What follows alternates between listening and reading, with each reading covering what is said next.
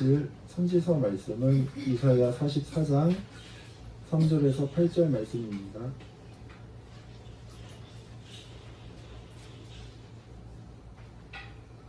나는 목마른 자에게 물을 주며 마른 땅에 시내가 흐르게 하며 나의 영을 내 자손에게 나의 복을 내 후손에게 부어주리니 그들이 풀 가운데에서 솟아나기를 시냇가에 버들같이 할 것이라.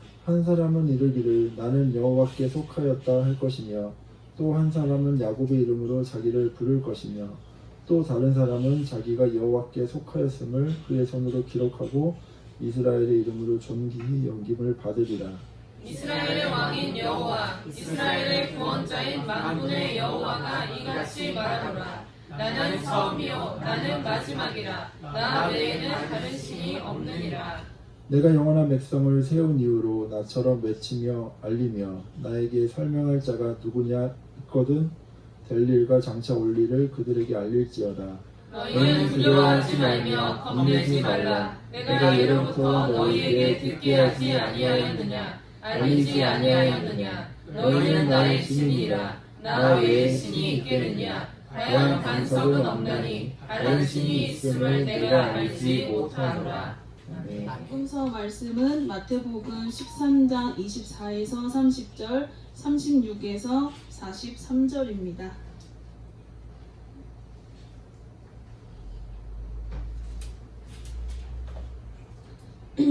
예수께서 그들 앞에 또 비유를 들어 이르시되 천국은 좋은 씨를 제밭에 뿌린 사람과 같으니 사람들이 잘 때에 그 원수가 와서 곡식 가운데 가라지를 덧뿌리고 갔더니 싹이 나고 결실할 때에 가라지도 보이거늘 집주인의 종들이 와서 말하되 주여 밭에 좋은 씨를 뿌리지 아니하였나이까. 그런데 가라지가 어디서 생겼나이까. 주인이 이르되 원수가 이렇게 하였구나. 종들이 말하되 그러면 우리가 가서 이것을 뽑기를 원하시나이까. 주인이 이르되 가만두라. 가라지를 뽑다가 곡식까지 뽑을까 염려하노라. 둘 다 추수 때까지 함께 자라게 두라. 추수 때에 내가 추수꾼들에게 말하기를 가라지는 먼저 거두어 불사르게 단으로 묶고 곡식은 모아 내 곡간에 넣으라 하리라. 이에 예수께서 무리를 떠나사 집에 들어가시니 제자들이 나와 이르되 밭의 가라지의 비유를 우리에게 설명하여 주소서. 대답하여 이르시되 좋은 씨를 뿌리는 이는 인자요 밭은 세상이요 좋은 씨는 천국의 아들들이요 가라지는 악한 자의 아들들이요. 가라지를 뿌린 원수는 마귀요 추수 때는 세상 끝이요 추수꾼은 천사들이니 그런즉 가라지를 거두어 불에 사르는 것 같이 세상 끝에도 그러하리라. 인자가 그 천사들을 보내리니 그들이 그 나라에서 모든 넘어지게 하는 것과 또 불법을 행하는 자들을 거두어내어 불불에 던져 넣으리니 거기서 울며 이를 갈게 되리라. 그때에 의인들은 자기 아버지 나라에서 해와 같이 빛나리라. 귀 있는 자는 들으라. 읽으실 말씀은 로마서 8장 12절에서 25절 말씀입니다. 그러므로 형제들아 우리가 빚진 자로 돼 육신에게 져서 육신대로 살 것이 아니니라. 너희가 육신대로 살면 반드시 죽을 것이로되 영으로서 몸의 행실을 죽이면 살리니. 무릇 하나님의 영으로 인도함을 받는 사람은 곧 하나님의 아들이라. 너희는 다시 무서워하는 종의 영을 받지 아니하고 양자의 영을 받았으므로 우리가 아빠 아버지라고 부르짖느니라. 성령이 친히 우리의 영과 더불어 우리가 하나님의 자녀인 것을 증언하시나니 자녀이면 또한 상속자 곧 하나님의 상속자요 그리스도와 함께한 상속자니 우리가 그와 함께 영광을 받기 위하여 고난과 함께 받아야 할 것이니라. 생각하건대 현재의 고난은 장차 우리에게 나타날 영광과 비교할 수 없도다. 피조물이 고대하는 바는 하나님의 아들들이 나타나는 것이니 피조물이 허무한데 굴복하는 것은 자기 뜻이 아니요 오직 굴복하게 하시는 이로 말미암이라. 그 바라는 것은 피조물도 썩어짐의 종노릇한 데서 해방되어 하나님의 자녀들의 영광의 자유에 이르는 것이니라. 피조물이 다 이제까지 함께 탄식하며 함께 고통을 겪고 있는 것을 우리가 아느니라. 그뿐 아니라 또한 우리 곧 성령의 처음 익은 열매를 받은 우리까지도 속으로 탄식하여 양자될 것 곧 우리 몸의 속량을 기다리느니라. 우리가 소망으로 구원을 얻었음에 보이는 소망은 소망이 아니니 보는 것을 누가 바라리요. 만일 우리가 보지 못하는 것을 바라면 참으로 기다릴지니라. 아멘. 네, 우리는 오늘 승리하는 그리스도인의 주제로 함께 하나님의 말씀을 나누도록 하겠습니다. 우리는 지난 시간에 좋은 씨를 뿌리시며 우리 마음밭을 기경하시는 하나님을 함께 나눴습니다. 여러분 기억하시죠? 네. 네. 여러분 한 주간 사시면서 여러분을 기경하시는 그 주님의 사랑 안에서 얼마나 여러분의 문제를 이렇게 성령님께 위탁하셨습니까? 또 얼마나 여러분의 마음을 성령님께 의탁하며 의지하며 여러분 한 주간 또 사셨습니까? 제가 계속 드리는 말씀이지만 구약시대는 진리의 말씀이신 하나님께서 선지자들과 제사장들을 통해서 일하신 것이라고 한다면, 신약은 그 말씀이 육신이 되어 우리 가운데 거하시니 우리가 그의 영광을 보니 아버지의 독생자의 영광이요 은혜와 진리가 충만한 그런 시대를 우리가 살게 된 것이죠. 그리고 그 주님이 이제 승천하신 후로는 하나님의 영이시며 또 예수의 영이신 성령께서 우리에게 오셔서 하나님 나라의 일을 우리 가운데 더 확장시켜 가시는데, 그래서 우리가 사는 이 시대를 가리켜서 뭐라고 말할 수 있는 것이죠? 성령의 시대라고 말합니다. 여러분, 그냥 세상 살아가는 것처럼 살아가는 거하고 성령의 시대를 살아가는 거하고 다르겠죠. 성령의 시대를 살아가는 사람이 세상을 넉넉히 우리가 이길 수 있는 거 아니겠습니까? 저는 하나님께서 열어두신 이 성령의 시대에 늘 성령님과 함께 동행하며 살아갈 수 있는 우리 빈들의 성도 되시기를 주님의 이름으로 축원합니다. 아멘. 하나님께서는 이 시대에 참 돌밭 같고 또 길바닥 같고 참 가시덤불 같은 우리 심령에 좋은 씨앗을 이렇게 뿌리시면서 기경하신 것은 우리가 참 좋은 땅이 되기 위해서였습니다. 그래야 그 땅에 뿌려진 씨앗으로 인해서 나라가 임하시오며 하나님의 나라가 임하고, 씨앗이 뿌려지지 않는데 나라가 임하지 않죠. 씨앗을 통해서 하나님의 나라가 임하고 또 뜻이 하늘에서 이루어진 것 같이 이 땅 가운데서도 우리 마음밭에서도 하나님의 뜻이 이루어지는 거예요. 여러분, 여러분의 마음과 여러분의 인생이 하나님의 뜻이 막 이루어지는 것하고 내가 내 인생 막 살아가려고 하는 것하고 여러분 분명히 차이가 있지 않겠습니까? 여러분, 우리의 삶을 다스리고 또 우리가 다스리고 우리가 통제하고 여러분 우리가 막 세우고 그런 것이 아니고, 선하시고 인자하시며 공의와 정의가 완전하신 하나님께서 여러분 우리를 다스리면 우리 삶이 어떻게 될 것 같습니까? 그래서 그 선하신 하나님의 뜻이 우리 삶에도 이렇게 펼쳐진다면 얼마나 좋겠습니까? 이사야서 말씀은 우리를 다스리는 이 하나님의 권위가 얼마나 놀라운지, 우리가 왜 그 권위 안에 들어가야 되는지, 왜 우리 그 다스림 가운데 있어야 되는지를 말씀해주고 있는데, 말씀하시기를 하나님 어떤 분이시냐, 왜 우리가 그 권위 속에 들어가야 되느냐. 하나님은 하나님 말씀하시길 나는 이스라엘의 왕이라는 거예요. 그리고 난 이스라엘의 구원자이면서 나는 만군의 여호와 하나님이라는 것이죠. 이스라엘의 왕이신 하나님에 대해서 다윗은 시편 33편에서 말하기를 그는 공의와 정의를 사랑하며 인자하심이 풍부하다, 그렇게 말씀하고 있습니다. 또 이 왕이 만군의 여호와라고 하는데요, 온 세상의 모든 인류의 절대 주권자 되신 분이 하나님이시라는 거죠. 그래서 이사야서 5장 16절을 말하기를 만군의 여호와는 정의로우시며 공의롭다는 거예요. 여러분은 어떤 왕이 있는데요, 그는 모든 것에 절대 주권을 가지고 있어요. 이 절대 주권을 가지고 완전한 공의와 완전한 정의를 베푸는 거예요. 그리고 이 절대 주권을 가지고 사랑과 긍휼과 자비가 풍성한 은혜를 백성들에게 베푼다라는 거죠. 그래서 이것을 가지고 사람들을, 자기 백성들을 계속 구원한다고 하는데, 여러분, 그러면 이 구원을 받는 백성들의 삶이 어떻겠습니까? 그분에게 있는 것만큼 안전한 것이 없겠죠. 어떤 책 제목처럼 지상에서 가장 안전한 것이 가만히 보면요, 이 하나님 아버지의 품인 거예요.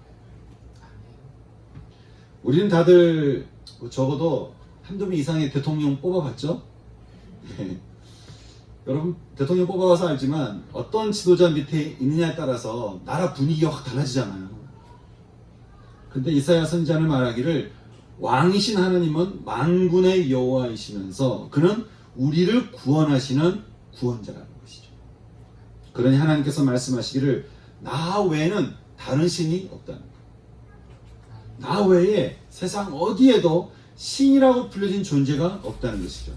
세상은요, 기독교가 이렇게 하나의 믿음만 강요한다고 너무 이기적이라고 말을 합니다.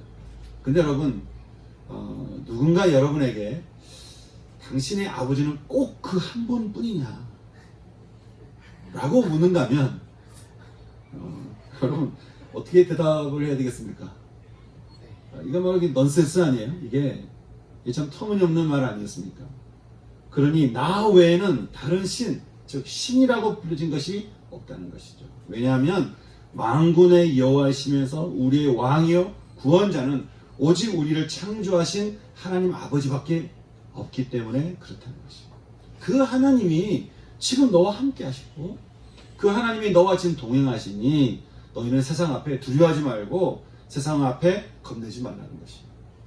사랑하는 성도 여러분, 저는 저와 여러분이 마음으로 믿고 따르는 존재가 세상이 아니라 사람들이 아니라 왕이시면서 온 세상의 유일한 신이시고 우리를 구원하신 하나님이 저는 저와 여러분의 믿음이 되어서 세상을 두려워하지 말고 다윗처럼 당당하게 그렇게 살아갈 수 있는 그런 저와 여러분 될 수 있기를 소망하는 것입니다.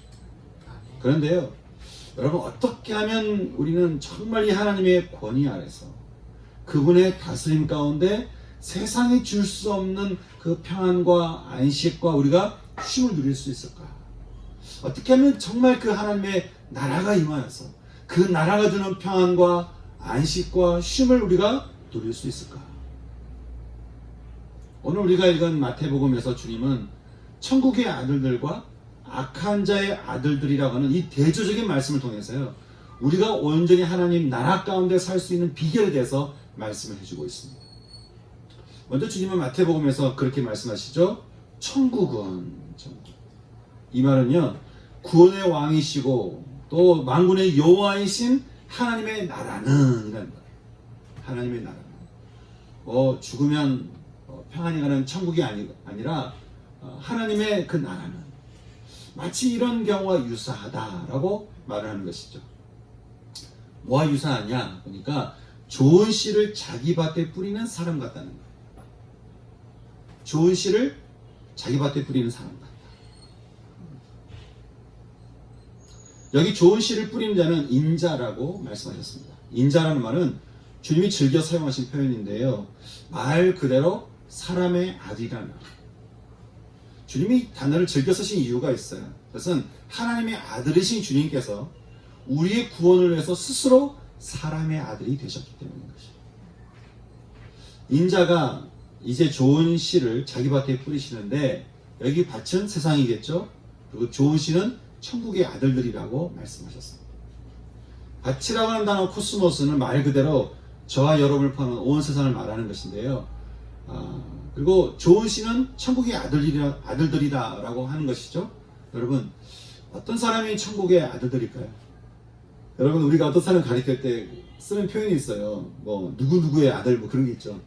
뭐 인천의 아들이다, 무슨 대전의 딸이다, 뭐 그런 말 있잖아요. 네? 우리 강희는 대구의 아들이고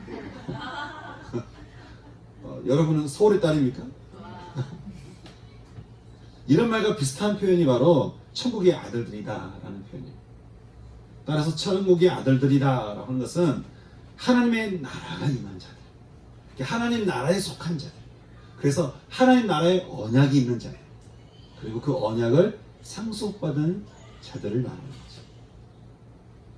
주님이 그 천국의 아들들을 씨앗 삼아가지고 온 세상 코스모스에 뿌리셨다는 것이죠.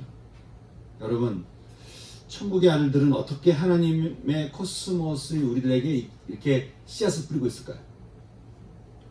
한 주간 천국의 아들들이 저 자신에게 뿌린 씨앗들을 잠시 소개하자면 이렇습니다. 제가 월요일 말씀 보니까 이런 말씀이 있는 거예요. 이 땅에 무섭고 놀라운 일이 있도다. 이 땅에 무섭고 놀라운 일이 있도다. 하나님을 두려워하는 세상에 결국 무섭고 떨리는 그런 일들이 일어난다라고 하는 것이죠. 제가 이 말씀을 받고 참 두렵고 떨리는 심정으로 이 나라를 위해서, 세상을 위해서 제가 참 중보하게 되었고요. 수요일에는 재앙이 많은데 그 재앙은 그들의 생각의 결과라는 거예요. 그들의 생각의 결과다. 내가 가는 길과 이 길에서 하는 나의 행위를 바라보고 계시는 하나님의 음성을 또 듣는 것이죠. 예레미야 7장 23절에서는 말씀하시기를 내 목소리를 들어라. 그러면 나는 너희의 하나님이 되겠고 너희는 내 백성이 될 거라는 것이죠. 하나님의 백성이 되는 것은 그의 목소리를 듣는 거예요. 그렇게 아침에 잠잠히 말씀을 통해서 말씀하시는 주님의 소리를 이렇게 제가 듣는 시간을 가지게 되는데요. 이뿐이겠습니까? 주중에 있는 사사기 말씀 통해서는 드보라 선지자를 통해서 주를 사랑하는 자들에게는 해가 힘있게 도둑같게 하실 거예요. 그래서 그 땅이, 그 영혼이 평안했다라는 말씀을 들으면서 제 마음밭에 천국의 아들들이 뿌린 씨앗을 제가 이렇게 받는 것이죠. 여러분, 여러분 한 주간 천국의 아들들을 통해서 뿌려진 씨앗이 얼마나 있으십니까? 제가 한 주간 어떤 분을 만나는데 참 여러 가지 고민을 많이 했던 형제인데, 그 형제가 말하기를 자기가 성령님을 만나서 마음의 모든 미움의 옷을 제가 벗게 됐다는 거예요. 그래서 그래서 이 미움의 옷을 벗게 되니까 자기 안에 예배의 기쁨이 얼마나 넘쳐나는지 그 예배의 기쁨을 막 이야기하는데, 그 간증을 듣는 순간 천국의 아들들이 제 마음에도 뿌려지는 씨앗을 제가 받게 되는 것이죠. 이처럼 우리는 말씀을 통해서 하나님의 사람들 통해서 하나님께서 이렇게 천국의 아들들을 통한 그 씨앗을 우리가 계속 받게 되는데요. 여러분, 이런 씨앗들을 우리가 계속 마음에 받아서 이 씨앗들이 마음에 뿌려지고 마음에 심겨지면 우리 마음이 어떻게 될까요? 주님이 이렇게 말씀하셨어요. 천국은 마치 이렇게 밭에 갖다 심은 겨자씨 하나 같대요. 그랬더니 그 씨가 뿌려지니까 이제 어떻게 되는 거예요? 나중에 풀보다 커져가지고 나무가 되고, 또 천국은 마치 여자가 가루 서말 속에 갖다 넣어서 부풀어 오르는 누를것 같다는 거죠. 그래서 뿌려진 씨앗은 우리 그 속에서 이렇게 심겨지면, 우리가 그것을 받아들이게 되면 이제 그 씨앗은 우리 가운데 내 안에서 30배, 60배, 100배 열매를 이렇게 맺게 된다라고. 그래서 우리 가운데 하나님 나라가 충만해진다라고 성경은 우리에게 말씀을 해주고 있습니다. 그러니 우리가 계속 그 마음의 씨앗을 우리가 받아들이는 것이 얼마나 소중하겠습니까? 저는 정말 여러분의 삶이요, 천국의 아들들이 전하는 씨앗들로 인해서 하나님의 나라가 더 충만히 임하고 우리 마음에서 더욱더 확장되어 갈 수 있기를 진심으로 소망하는 것입니다. 아멘. 그런데 이게 농부이신 하나님께서, 그리고 인자가 씨앗을 뿌릴 때 이것을 그냥 두고 보지 않는 존재가 있대요. 여러분, 천국의 아들들이 참 좋은 씨앗을 뿌리는데 이걸 그냥 두고 볼 수 없는 존재가 있다는 것이죠. 바로 악한 자의 아들들이라는 거예요. 악함의 뿌리를 두고 있는 사람이라고 하는 것인데요. 주님 말씀하시기를 사람들이 잘 때 원수가 등장했다는 것이죠. 원수가 누구일까요? 39절 말씀 보니까 그는 마귀라고 이렇게 말하고 있습니다. 마귀라고 하는 단어 디아블로스는 비방하고 참소하고 무조건 고소하는 자다, 그런 뜻이 있죠. 그러니 그 마귀는 요한계시록 12장 10절 말씀처럼 하나님 앞에서 밤낮 믿는 자를 참소하는 자예요. 어쩌면요, 지금 이 순간에도 그럴 거예요. 지금 이 순간에 우리를 계속 참소하는 거예요. 근데 그 마귀가 어떻게 한다고 말씀하고 있습니까? 하나님의 씨앗이 뿌려진 땅에다가 가라지들을 이렇게 뿌려놓는다는 거예요. 여러분, 가라지가 뭘까요? 흔히 말하면 쉽게 이해하는 잡초처럼 생각할 수 있는데, 이 밀에 뿌려진 가라지를 보면요, 생긴 건 꼭 밀 같아요. 근데 약간 검은색을 띤 나다리는 독소가 있어가지고 이게 모양은 밀인데 독보리인 거예요. 주님은 이것을 가리켜서 악한 자의 아들들이다 라고 말씀하셨어요. 우리는 말씀에서 하나님의 공동체 안에서 이 악한 자의 아들들을 어렵지 않게 발견하게 됩니다. 출애굽 공동체 가운데 약탈물을 몰래 숨기다가 들통났던 아간이 그렇고요. 또 베드로 앞에 거짓으로 재물을 놓다가 죽게 된 아나니아와 삽비랴가 그렇습니다. 또 예수님의 12제자 중에 유다가 또 그랬죠. 우리 요한복음 13장 2절에서요, 어떻게 유다가 세상에 이렇게 선생이신, 우리 식으로 말하면 이 스승을 돈을 받고 팔 수 있었는지를 우리가 보게 되는데, 성경은 이렇게 말을 합니다. 마귀가 가련 유다의 마음에다가 예수를 팔려는 생각을 넣었다는 거예요. 다시 말해서 가라지를 넣은 것이죠. 그러니 유다가 예수님의 제자로 있으면서 동시에 무슨 생각을 하는 거예요? 이 가라지가 심겨지도록 내버려두고 가라지를 받아들이고 가라지가 뿌려지도록 계속 허용하다 보니까 이제 유다가 어떻게 생각하게 되는 것이죠? 예수님을 비난하고 정죄하면서 예수님을 향해서 아마 그랬을 것 같아요. 이래가지고 구원하겠나? 아마 예수님을 향해서 그랬을 거예요. 이래가지고 구원하겠나? 이래가지고 이스라엘이 구원되겠나? 아마 예수님을 향해서 계속 비판하고 정죄하면서 예수님을 팔아버릴 생각을 더 하게 되는 것이죠. 가라지가 마음에 들어가서 결국 그 자신이 제자 공동체의 가라지가 된 것을 우리가 보게 되는 것입니다. 우리는 하나님을 인정하고 하나님께 도움만 구하면서 따르지 않는 자들을 보면서 또 하나님의 법보다는 세상의 상식과 법칙을 따르고 또 요즘 유행하는 무슨 무당이나 점집이나 이런 역술인들의 말을 중요하게 여기거나 또 인간을 우선순위로 두는 사람이나 그들의 말을 들으면서 생각이 휘둘리고 마음이 휘둘리게 되면 여러분 이런 이런 말씀들이 이런 이야기들이 우리 가운데 가라지로 뿌려지게 되면 우리 마음밭이 여러분 어떻게 되겠습니까? 이게 말씀과 가라지가 같이 내려지는 아주 고약한 땅이 되는 건데요.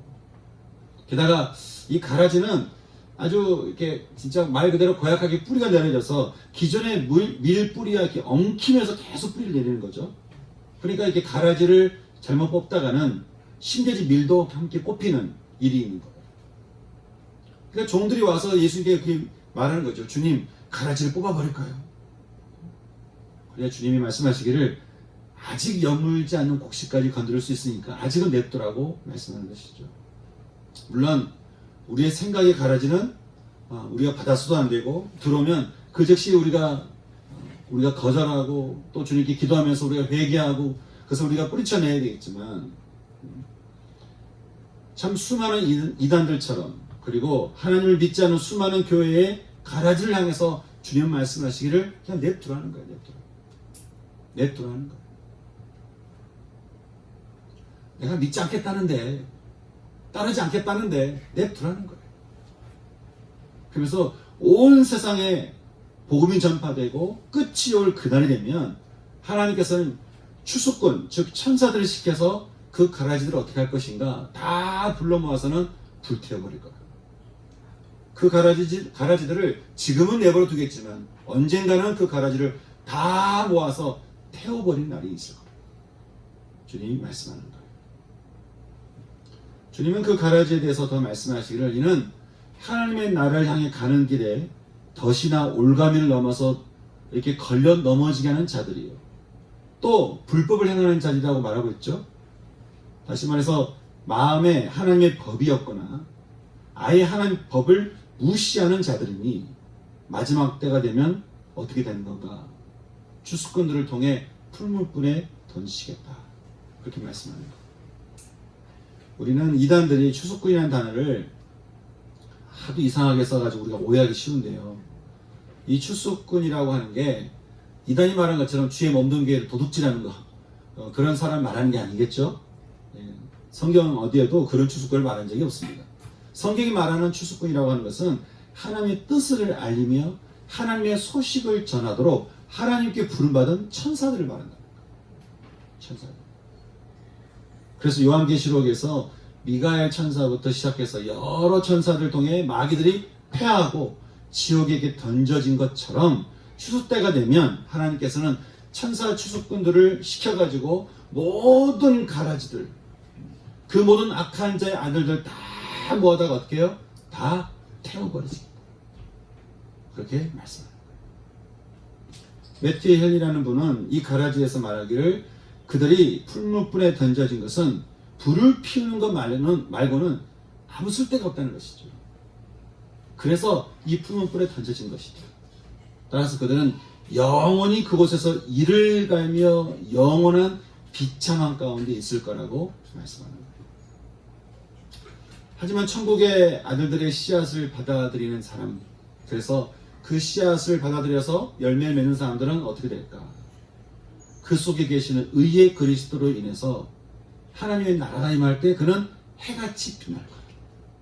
그러니 성령의 시대에 하나님 나라가 그 권능이 우리에게 임하시오며 뜻이 하늘에서 이루어진 것 같이 여러분 우리 땅 가운데서도 이루어지려면 어떻게 해야 된다는 거예요? 악한 자가 우리 마음에 가라지를 뿌리지 않도록 마음을 조심히 하고 듣는 것도 조심히 하고 또 인자가 우리의 땅 코스모스에 뿌리시는 천국의 아들들을 통해서 뿌리시는 좋은 씨앗이 우리 가운데 많이 뿌려지도록 늘 씨앗을 마음에 품고 살아야 된다라고 하는 것이죠. 이렇게 참 천국의 아들들과 악한 자의 아들들 참 이 가운데로 살아가는 우리들의 인생인데 어떻게 보면 이게 참 우리 영적인 전쟁이거든요. 이 영적인 전쟁 가운데 우리가 살아가고 있는데 바울은 이 영적인 전쟁에서 우리가 어떻게 승리하면서 가라지들을 우리가 멀리하고 우리가 어떻게 가라지의 영향을 받지 않고 우리가 어떻게 참 하나님의 아들들에게서 오는 그 좋은 씨앗들로 인해서 우리가 좋은 열매를 맺으며 살아갈 수 있을까? 바울은 이것을 가지고 우리에게 두 가지를 권면해주고 있는데 첫 번째는 말하기를 성령으로 몸의 행실을 죽이라는 거예요. 성령으로 몸의 행실을 죽이라. 지난 시간에 말씀드린 대로 우리는 우리 힘으로 우리 마음밭을 기경하기는 어렵다고 했습니다. 왜냐하면 우리 육신은 이미 이렇게 죄에 익숙해져 있기 때문에 그런 것이죠. 죄인이 죄인을 구원할 수 없죠. 그런데 우리 가운데 죄 없으신 주님이 임하시기 위해서는, 그래서 우리를 구원하시기 위해서는 성령께서 우리 마음을 이렇게 주장하실 수 있어야 된다는 거예요. 바울은 로마서 1장 14절에서 이것을 좀 더 풀어서 말씀하고 있는데 자신은 헬라인이나 야만이나 지혜 있는 자나 어리석은 자에게 빚진 자라는 거예요. 여러분 빚을 졌다라고 하는 것은 그 빚 때문에 내가 뭔가 이렇게 위기에서 벗어난 것을 말하기도 하고 이제 그 빚을 내가 이제 갚을 의무가 있다라고 하는 것을 말하는 것인데요. 바울은 먼저 죄의 빚에서 자신이 이렇게 자유케 된 것 같이 이제 다른 이들에 대해서 빚이 있어서 하나님이 보게 하시는 사람, 만나게 하시는 사람, 알게 하시는 사람에게 이 복음을 전해야만 그 빚에서 자유케 되는 자신은 그런 빚진 자가 되었다는 거예요. 하지만 바울은 말하기를 우리가 복음에는 빚을 져서 이제 그 빚을 갚아야 하지만 바울은 말하기를 우리가 이게 복음에는 빚을 졌기 때문에 복음에는 빚을 갚아야 되지만 우리가 육신에게 빚을 진 건 아니지 않냐라는 거예요. 육신에게 빚을 진 건 아니지 않냐. 여러분 육신이 우리를 살립니까? 성령이 우리를 살립니까? 살리는 것은 영이니 육은 무익하니라. 내가 너에게 이런 말은 영이요 생명이라고 우리를 살리는 것은 성령이라는 거 아니겠어요? 그런데도 사람들은 마치 육이 우리를 살려주는 것 같거든요. 마치 육이 시키는 대로 육을 따라 사는 것이 우리를 살려주는 것 같거든요. 그래서 육의 말에 이리 휘둘리고 저리 휘둘려서 마치 내가 그 빚을 갚아야 하는 것처럼 사는 거예요. 육에 빚진 사람들을 보면 늘 육이 말하는 기준을 따르지 못하는 것에 대한 불안함이 있어요. 그걸 따라가야 되는데 이 정도는 해야 되고 내가 이 정도는 가져야 되고 이 정도 이 정도의 내가 뭐 집은 있어야 되고 이 정도의 돈은 있어야 되고 하여간 내가 육이 말하는 대로 육이 따르는 그 기준을 따라서 내가 따라야 된다는 불안함이 있는 거예요. 이게 육신의 빚을 지며 살아가는 사람들의 모습이라고 하는 것이죠.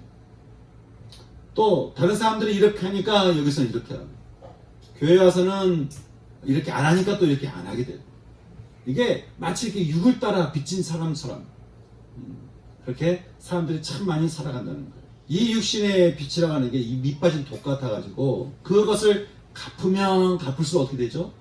더 빚이 늘어나죠. 더 빚이 늘어나고 오히려 더 올무에 빠져드는 우리 자신을 발견하는 거예요. 바울은 그렇게 육을 따라 살면 반드시 하나님과 관계가 멀어져서 우리가 죽음으로 가기 마련이니 육신의 빚진 삶을 살지 말고 오히려 우리에게 어떻게 말하고 있습니까? 어떻게 하라고 말씀하고 있어요? 성령을 통해 몸의 행실을 죽이라는 거예요. 성령을 통해 몸의 행실을 죽이라, 이 말씀을 제가 원어를 좀 풀어보면 이렇습니다. 성령을 따라서, 성령의 권능을 따라서 우리가 살게 되면 그 권능이 우리 몸의 행실, 즉 죄의 길을 가는 걸음들을 이렇게 스탑, 멈추게 한다는 거예요. 세상에 널린 수많은 중독, 이게 사람 중독이든 약물 중독이든 성 중독이든 무슨 중독이든 간에 모든 그 중독을 멈출 수 있는 힘이 바로 성령의 권능에 있다. 그렇게 우리에게 말씀하는 거예요. 그러니 바울은 말하기를 너희는 성령으로, 다시 말해서 성령의 권능으로, 성령의 충만함을 받아서 몸의 행실을 어떻게 해요? 스탑, 멈추게 하라.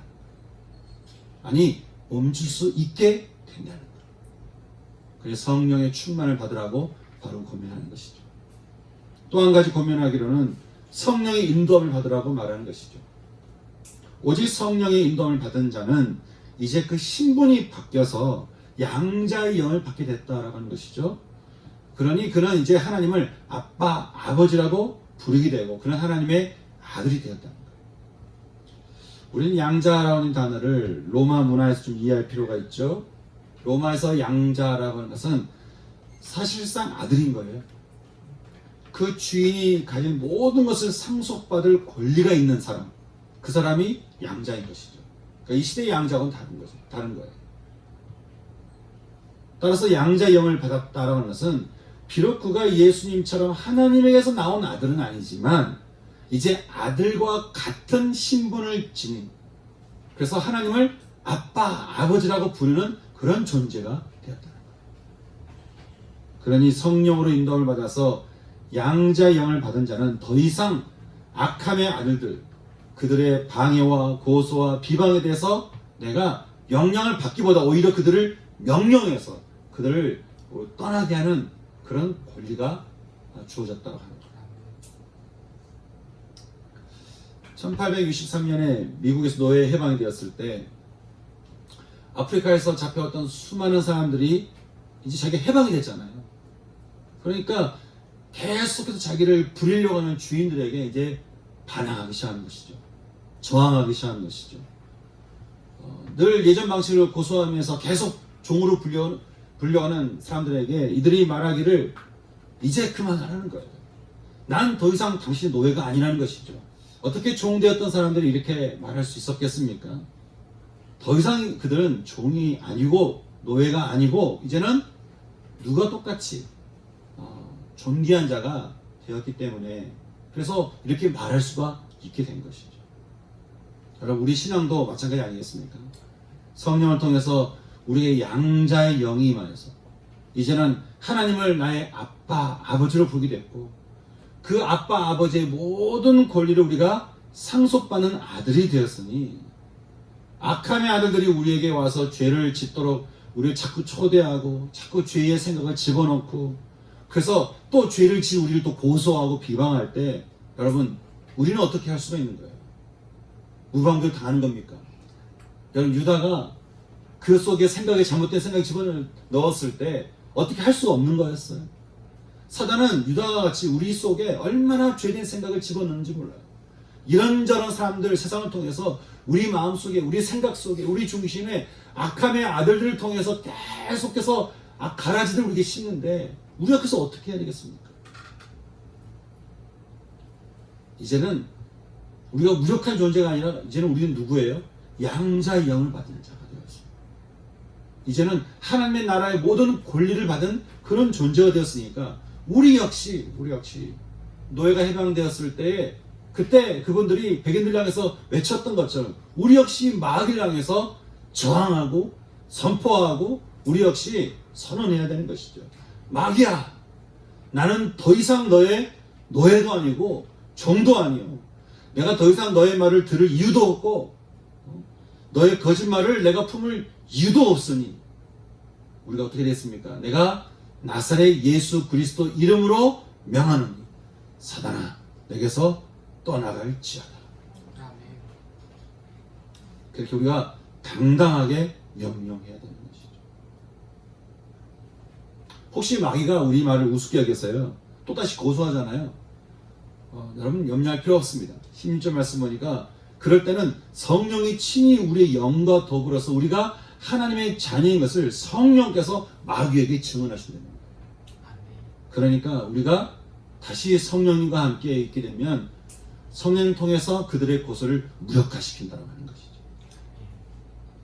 다만 바울은 말하기를 이제 우리가 양자의 영으로 자녀가 되었으면 또한 하나님의 상속자요 그리스도와 함께 한 상속자, 즉 하나님 나라의 공동 상속자가 되었으니 우리가 그와 함께 영광을 받기 위해서 우리도 받을 게 있는데 그것은 바로 고난이다 라고 우리에게 말을 하고 있습니다. 여러분, 세상이 죄로 계속 돌아가고 있는데 성령으로 난 자들이 세상처럼 같이 죄의 길을 가면 안 되겠죠.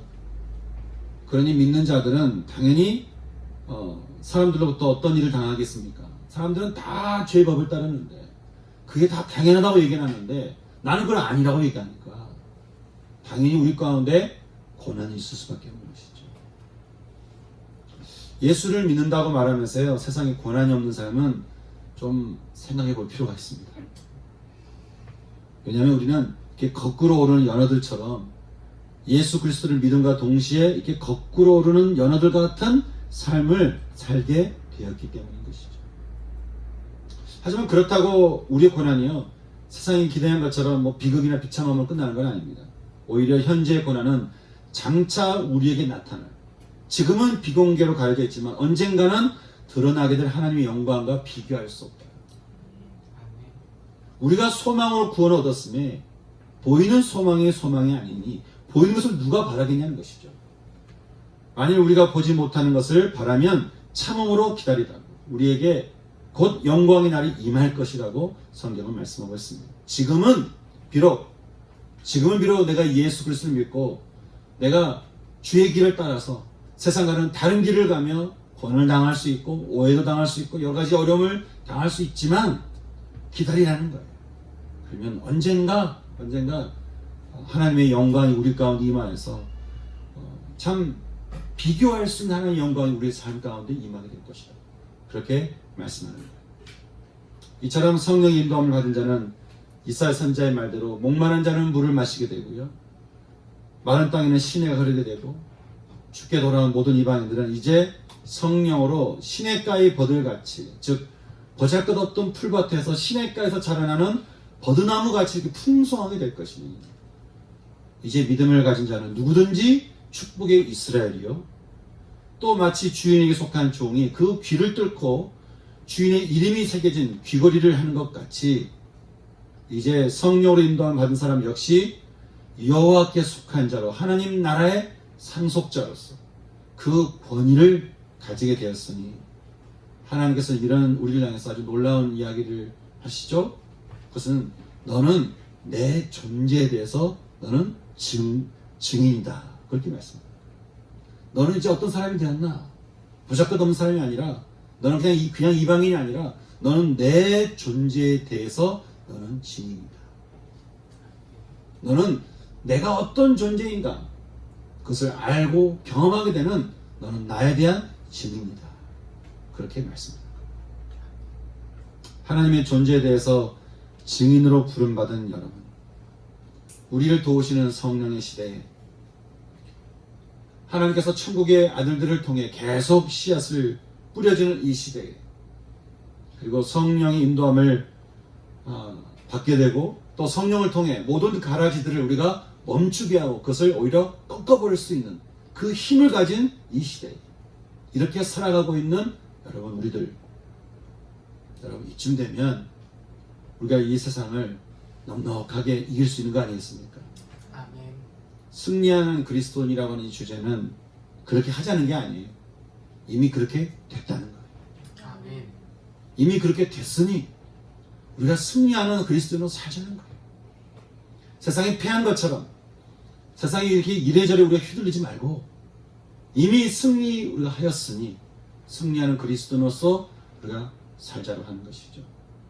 저는 이미 우리에게 주님께서 주신 이 은혜의 선물, 이 축복의 선물이 저는 저와 여러분 삶 가운데 충만히 임하길 바라고, 그리고 또 저와 여러분 삶이 그렇게 살아갈 수 있기를 소망하는 것입니다. 이미 승리하는 그리스도인으로 우리를 초대해 주시는 주님 앞에 여러분 우리가 어떻게 되겠습니까? 함께 믿음으로 화답하면서 저도 성령으로 함께 살아가며 성령의 충만함으로 살아가며 성령의 권능으로 살아가서 내가 이 땅에 지는 것이 아니라 내가 이 땅을 이기며 살아갈 수 있는 하나님 제가 그 되기를 바랍니다. 그렇게 나갈 수 있는 저와 여러분 될 수 있기를 주님의 이름으로 축원합니다. 그래서 오늘 함께 우리 나눴던 함께 불렀던 찬송가 있죠. 찬송가 함께 우리 부르시면서 다시 이렇게 믿음으로 나갔으면 좋겠습니다. 한 주간의 말씀 준비하면서 기도하면서 그런 마음이 드는 거예요.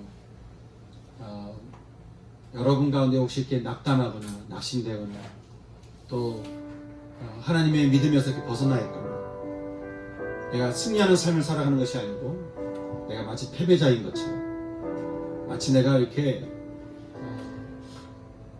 하나님 주시는 은혜에서 내가 벗어난 사람처럼 혹시 있지는 않는지 하나님께서 이미 부르신 이미 주신 이 승리의 그리스도인이라는 이 놀라운 신분 앞에 우리가 다시 우리의 마음을 잡고 우리가 믿음으로 우리가 선포하시면서 하나님 내가 주님을 따라서 하나님 제가 살기를 원합니다. 그런 마음으로 나갈 수 있는 그런 시간 됐으면 좋겠습니다. 주님 말씀 기억하면서 이 찬송가 우리가 힘있게 믿음으로 찬송하는 시간을 원합니다. 찬송하겠습니다. 주 안에 나에게 딴 근심이 있으랴 주 안에 있는 나에게 딴 근심이 있으랴 주번에 있습니다. 십자가 밑에 나가 내 짐을 풀었네 주님을 찬송하면서 할렐루야 할렐루야 내 앞길 멀고 험해도 나 주님만 따라가리 그 두려움이 변하여 내 기도에 전날의 한숨 변하여 내 노래 되었네 주님을 찬송하 할렐루야 할렐루야 할렐루야 내 앞길 멀고 험해도 나 주님만 따라가리 내 주는 자비하셔서 늘 함께 계시고 내 궁핍 담으라시고 늘 채워주시네 주님을 찬송하 할렐루야 할렐루야 할렐루야 내 앞길 멀고 험해도 나 주님만 따라가리 내 주와 맺은 언약은 영불변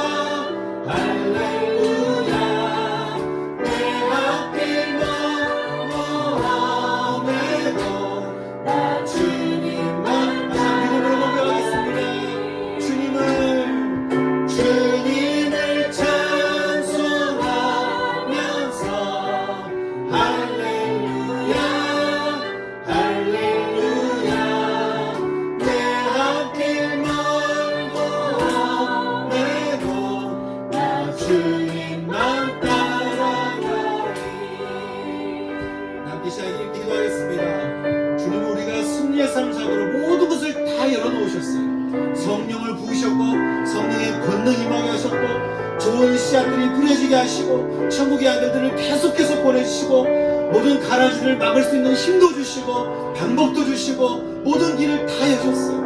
여러분만 선택하시면 됩니다. 여러분만 주님을 붙드시면 됩니다. 여러분만 주님을 붙드시고 여러분만 주님이 여러분 가운데 충만히 마시도록 성령의 충만함을 구하시면 됩니다. 그것만 하면 됩니다.